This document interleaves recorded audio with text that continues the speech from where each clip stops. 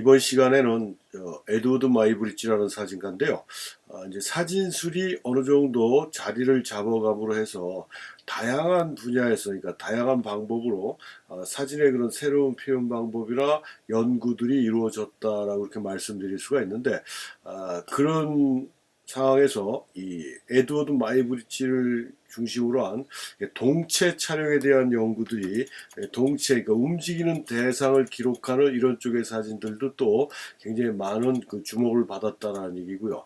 우리가 지금 사용하는 카메라들은 대부분 디지털 카메라를 기준으로 말씀드리면 DSLR, 그래서 디지털 싱글 렌즈 리플렉스 카메라, 그래갖고 우리가 이런 걸 일환 반사식 카메라라고 얘기하지 않습니까?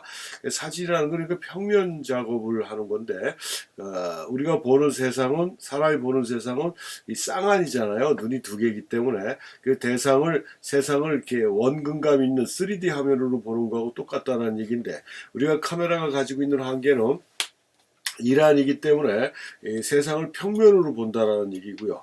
그래서 그런 평면으로 보는 세상을 우리가 보는 세상과 같은 그런 분위기로 만들어내기 위해서 이 당시만 해도 요즘으로 얘기하면 3D 카메라라고 이렇게 얘기할 수 있는지 모르겠지만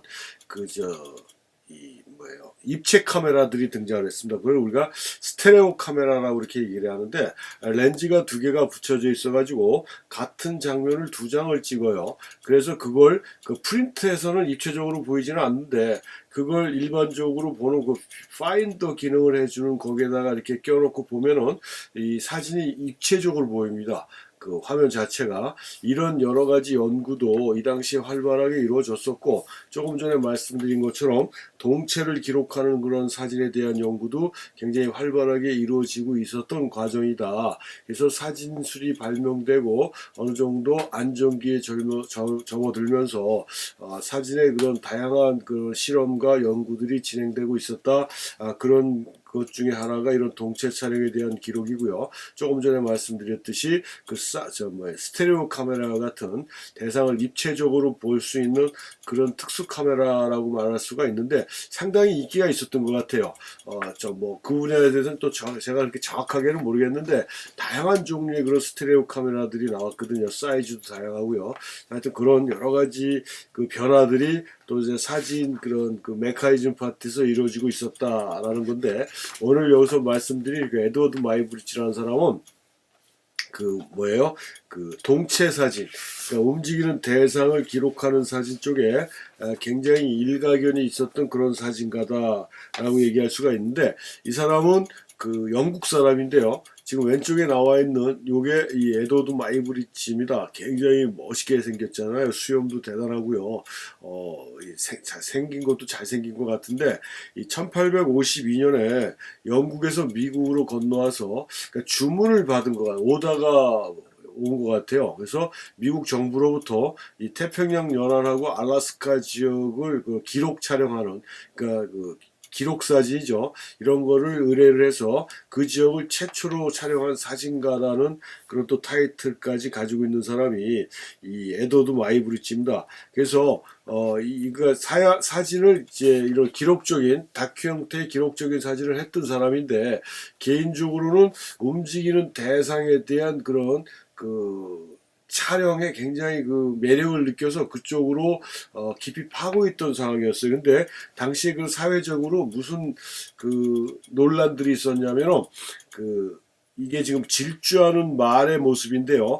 지금 이렇게 여러분들이 이게 왼쪽에 있는 이게 그림을 이렇게 잠깐 봤을 때도 뭔가 좀 이상하다는 느낌이 들 수도 있습니다. 자세히 보면 지금 말의 발의 위치가 앞뒤로 이렇게 쭉쭉 벌어져 있잖아요. 근데 이건 지금 크루베라는 화가가 그린 건 아닌데, 이 크루베라는 화가가 이 사실주의 화가의 대표적인 사람이거든요. 그래서 이 사람은 보이지 않는 천사는 그리지 않는다 라고 얘기할 정도고, 만약에 자기한테 천사를 그려라 하면은 자기는 자기 아버지를 그리겠다 할 정도로 현실만 사실적으로 표현하는 걸 자기 작업의 목적으로 얘기했던, 그게 이제 사실주의 화가의 대부분이 크루베인데, 이 크루베가 질주하는 말이라는 그림에서 말의 그런 도약 장면에서 이렇게 발의 위치가 앞뒤로 이렇게 벌어지게 그리다 보니까 대체적으로 그게 일반화 됐다는 거예요. 말은 공중 공중에 도약했을 때 발의 위치가 앞뒤로 벌어진다. 그래서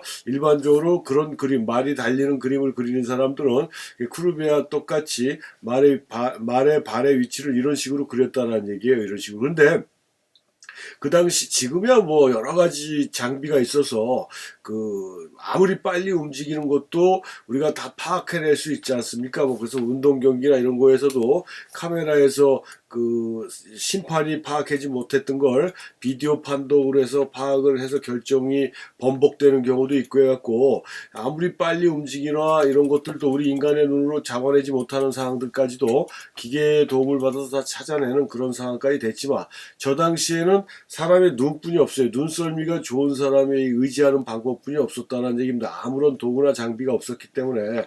근데 발의 위치가 저렇게 된다라는 건 이제 기정사실화된 상황인데 눈썰미가 있는 사람이 봤을 때 아무래도 아닌 것 같다라는 생각이 들어서 그거에 대한 논란이 굉장히 심하고 급기야는 그게 내기까지 그러니까 도박 비슷하게 됐는데요. 1872년에 캘리포니아 주지사를 했던 릴런드 스탠포드라는 사람인데 여기 지금 스탠포드 하니까 많이 들었던 이름 아닙니까? 스탠포드 대학 설립자예요. 굉장히 부자였다랍니다. 근데 당시에 그 사람이 캘리포니아 주지사로 있었다고 그래요. 이 사람이 말이 점프했을 때 내 발굽의 위치에 대한 논쟁이 벌어지고 있었고 이 문제를 해결하고자 해서 자기 개인 저금을 투자해서 에드워드 마이브리지를 섭외를 하는 거예요. 그래서 에드워드 마이브리지한테 지금 상황이 이러하니까 네가 발의 위치를 찾아주는 그런 작업 좀 해주라 해갖고 개인 사비를 털어서 이 스탠포드가 이 마이브리지한테 의뢰를 하는데 뭐 지금 같으면은 뭐 연사 촬영이라고 그러지 않습니까? 그래서 뭐 카메라마다 신형 카메라가 나오면은 뭐 일초에 뭐 몇 카트 찍는다라는 걸 아주 대대적으로 홍보하면서 어떠한 속도도 빨리 어떠한 대상도 다 잡아낼 수 있는 그 연사의 속도를 굉장히 홍보하고 강조하는 이런 경우들이 굉장히 많은데 그 당시에는 뭐 이런 기능들이 없었잖아요. 뭐 절대 없었죠. 한 장 한 장 찍는 방법뿐이 없었고 움직임이 가하고 심한 거는 뭐 찍을 엄두도 못 냈고 우리가 앞에서 배웠던 것처럼 전쟁 사진했던 매튜 브래디라든가 로저 팬턴 같은 경우도 전쟁의 치열한 장면은 잡지 못하고 이게 정적인 장면만 잡았다 할 정도로 카메라 자체의 메커니즘이 지금과는 굉장히 동떨어진 그런 메커니즘이었기 때문에 굉장히 힘들었던 상황인데 이게 에드워드 마이브리지가 이걸 해결한다는 얘기죠. 에드워드 마이브리지가. 이런 식으로 이게 이제 결과론적으로 보면 에드워드 마이브리지가 촬영한 거예요. 지금 12장의 사진으로 만들어냈습니다. 그래서 말이 이렇게 뛰어가는데 공중에 도약했을 때 완벽하게 앞발과 뒷발이 중앙에 모인다라는 걸 잡아냈다라는 거 아닙니까? 근데 지금 사진 상태가 우리가 이런 사진을 주 대상이 검게 나오는 걸 실루엣이라고 그러잖아요. 실루엣 형태로 잡아냈는데 아무튼 그게 중요한 게 아니고 이걸 어떻게 찍었느냐가 중요하죠. 그래서 좀 전에도 말씀드렸듯이 연설하는 방법으로 촬영할 수 있는 시스템이 안 돼 있다 보니까 이 사람이 경마장에다가 말이 달리는 코스에다가 카메라 12대를 설치를 하고요. 요즘으로 얘기하면 소형 카메라 가지고 대형 포맷의 카메라라고 볼 수가 있는데 카메라 12대를 설치하고 카메라 셔터하고 그 다음에 인공으로 만든 요즘으로 얘기하면 후레쉬라고 할 수 있는 인공 광원을 연결을 해서 말이 달리면서 그 줄을 탁탁 치고 지나갈 때마다 줄이 끊어지면서 인공 광원이 터지게끔 만들어서 이런 장면을 잡아냈다라는 거예요. 12장으로. 그런 식으로 해서 이 동작을 확실하게 잡아낸 그래서 여기 지금 나와 있듯이 에드워드 마이브리지는 연구 끝에 1878년에 새로운 촬영 방법을 개발했다라고 이렇게 돼 있잖아요. 1878년에. 그러니까 1872년도에 스탠포드 캘리포니아 주지사가 에드워드 마이브리지한테 의뢰했는데 78년에 이거를 완성을 했으니까 시간이 6년이라는 시간이 걸린 겁니다. 이거 굉장히 그 당시에는 빨랐을지는 몰라도 요즘으로 생각하면 어마어마하게 오랜 기간이 걸린 거죠. 그래서 12대의 카메라를 설치해서 달리는 말의 모습이 세부적으로 완벽하게 포착이 됐다 해서 인공 후레쉬가 터질 때 말이 달리는 뒷 배경에 그 강한 반사판을 대가지고 이렇게 실루엣 형태로 나왔다라고 그럽니다. 그래서 아무튼 뭐 그런 기술적인 처리가 중요한 게 아니라 이런 걸 시도해놓고 잡아냈다라는 게 일단 중요한 거고요. 또 사진 기술에 아주 혁신을 만들어냈다라고 볼 수가 있는 거죠. 그래서 이렇게 잡아냈는데 이걸 또 그냥 보여주려니까 맥이 빠지잖아요. 한 장 한 장 보여주니까 생동감이 없지 않습니까? 현장감도 떨어지고.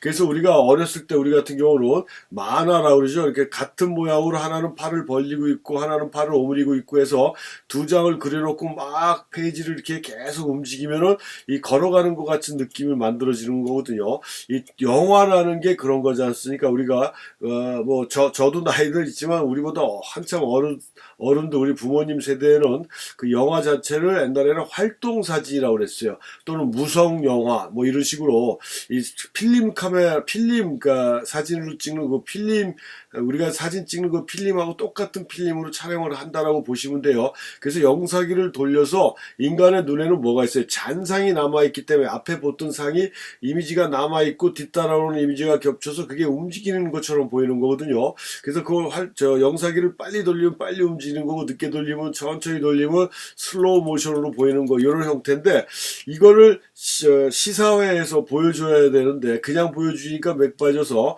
이 사람이 뭘 만드냐면 주프락시스코프라고 그래서 요즘으로 얘기하면 영사기라고 볼 수가 있습니다. 그러니까 최초의 영사기를 만든 거예요. 여기다가 자기가 촬영한 필름 12장을 놓고 이걸 화면으로 돌려주니까 말소리는 안 들리더라도 말이 달리는 듯한 형상을 잡아냈다라는 얘기죠. 말이 달리는 듯한 형상을. 그래서 시사를 통해서 아주 어마어마한 사실을 확인할 수 있었고 근데 이게 지금 정확하게 주프락시스코프라는 이런 기계가 12장을 촬영해서 보여줄 때 만드는 건지 아니면 그 시사회에서 보여줄 때는 이런 완성된 주프락시스코프가 아니라 약식의 그거였는지 제가 정확하게는 모르겠어요. 근데 이 말 촬영이 끝나고 나서 24카트를 찍을 수 있는 또 이 새로운 약간 더 품질의 이 주프락시스코프를 만들었다고 얘기를 하거든요.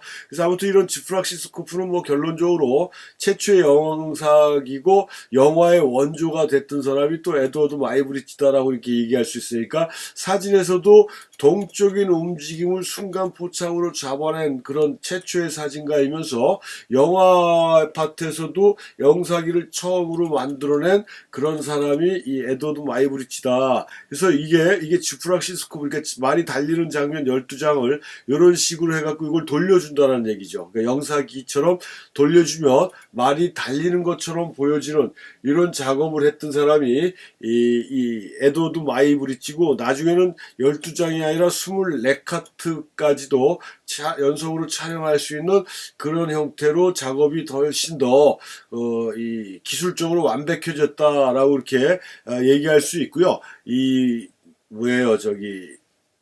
말 사진을 통해서 동작의 연구를 좀 더 깊이 있고 철저하게 했는데 지금 여기서 샘플 사진으로 사람만 이렇게 만들어냈지만 이렇게 움직이는 동작을 연속 촬영을 해갖고 여기는 지금 자료 사진에 안 나왔지만 뭐 계단을 올라가는 사람 뭐 물 양동이를 들고 계단을 올라가고 뭐 높이 뛰기 하고 여러 가지 모습들을 사람의 그런 인체적인 모습의 인체의 변화 그러니까 이 근육의 변화 그래서 조각하는 사람들인가 이런 사람들이 지금도 이 에드워드 마이브리치가 찍었던 이 사진을 참고 자료로 해서 왜냐면 지금 여기 나와 있듯이 옷을 벗고 지금 다 촬영을 했잖아요. 그러니까 동작이 바뀌고 계단을 올라가고 높이 뛰기 하고 뭐 이런 거에 따라 이 근육의 변화에 대한 느낌을 다 잡아냈기 때문에 자신들이 작업하는데 참고 자료로 사용하기 위해서 지금도 에드워드 마이브리치의 그 촬영한 그 사진들이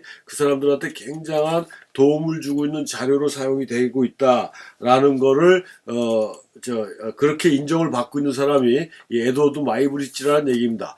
지금은 아까도 시작할 때도 말씀드렸지만 지금은 뭐 워낙 프레시 시스템이라든가 카메라 시스템이 워낙 잘 돼 있기 때문에 이런 사진을 찍는 건 뭐 일도 아니죠. 하지만 당시에는 굉장히 힘들고 어려웠던 상황이고 우리가 조금 전에도 알아봤듯이 의뢰를 받은 지 6년이라는 시간이 걸려가지고 그 말의 그런 도약 장면을 잡아낸 것처럼 하여튼 굉장히 힘든 과정의 작업이었지만 그 투철한 그 목적의식과 연구의 집념을 가지고 이런 형태를 완성시킨 사진가가 에드워드 마이브리치다라고 이렇게 얘기할 수가 있습니다. 에드워드 마이브리치. 그래서 우리가 유튜브에 들어가 보시면 그 에드워드 마이브리치의 그런 동영상 작업 내용이 유튜브 채널에 그 잘 나와 있더라고요. 그래서 지금 제가 링크를 연결을 하려고 했는데 그게 제대로 될지 안 될지 모르겠지만 혹시 링크가 연결이 안 되면은 그